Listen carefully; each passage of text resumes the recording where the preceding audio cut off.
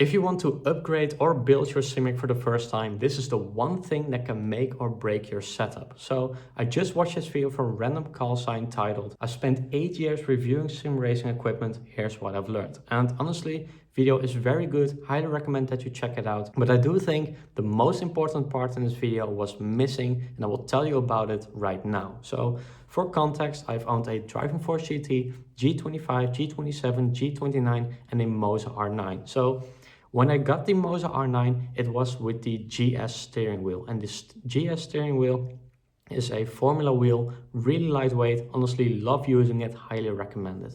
But over time I wanted to switch from formula cars to road cars, and so I wanted to buy a round wheel. And I wanted to buy the RS wheel, but it was just too expensive, not worth it for me.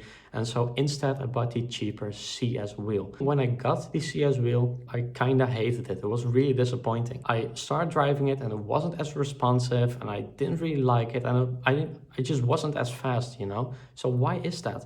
Well, it's because of steering wheel weight. The CS wheel is a kilo heavier than the GS wheel.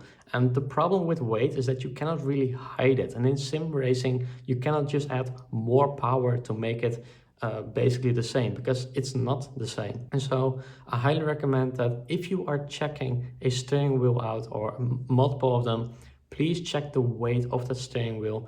And I highly recommend that you buy one that is the lightest within your budget. Because again, if I could change everything, I would have waited a little bit more time and bought a light wheel, which was the RS wheel, which would have made my experience that much better. And before you buy the lightest wheel, just remember that this is not about the difference of like, hey, this one is 100 grams heavier than this one, so I will buy this one. That is not the point.